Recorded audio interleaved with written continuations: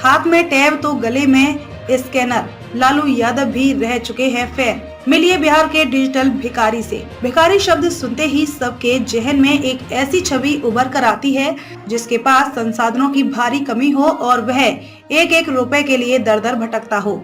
हम बिहार के पहले डिजिटल और टैब वाले भिखारी की बात कर रहे हैं, जो कि गले में स्कैनर और हाथ में टैब लेकर चलता है। यही नहीं, वह भीख में कम से कम 50 रुपए लेता है। ऐसा ही एक भिखारी बिहार के बेतिया रेलवे स्टेशन पर रहता है।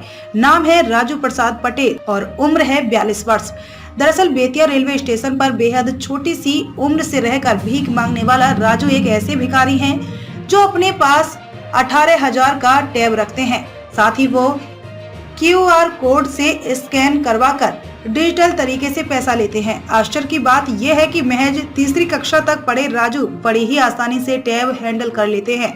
यही नहीं, राजू को यात्रा के दौरान स्टेशन पर आने वाले हर व्यक्ति से 1 या 2 रुपए नहीं बल्कि कम से कम 50 रुपए चाहिए होते हैं, जिसे लोग बखूबी दे देते हैं। राजू के मुताबिक पहले यात्री खुले पैसे नहीं होने का बहाना बनाते थे, लेकिन अब ऐसा नहीं हो पाता है। तीसरी कक्षा तक पढ़े राजू डिजिटल भिखारी हैं। पब्लिक द्वारा दिए गए पैसे को इकट्ठा कर उससे सैमसंग का टैब लिया। साथ ही स्टेशन पर मौजूद दुकानों में QR कोड वाले स्कैनरों को देखकर डिजिटल ट्रांजैक्शन की सीख मिली। वहीं स्थानीय दुकानदारों ने राजू का एक अकाउंट बनाकर उसे QR कोड वाला स्कैनर दिलवाया। समझने वाली बात यह है कि महज तीसरी कक्षा तक पढ़े होने के बावजूद भी वो सभी टेक्निकल चीजों को बड़ी ही आसानी से हैंडल कर लेते हैं। अब आलम यह है कि राजू भीख मांगने के साथ साथ स्टेशन पर मौजूद जरूरतमंद यात्रियों और दुकानदारों से अकाउंट में पैसे लेकर उन्हें कैश प्रदान करते हैं। हमने राजू से पूछा कि लॉकडाउन में जब पूरी दुनिया घर के अंदर दुबकने को मजबूर हो गई थी, तब आपने कैसे गुजारा किया।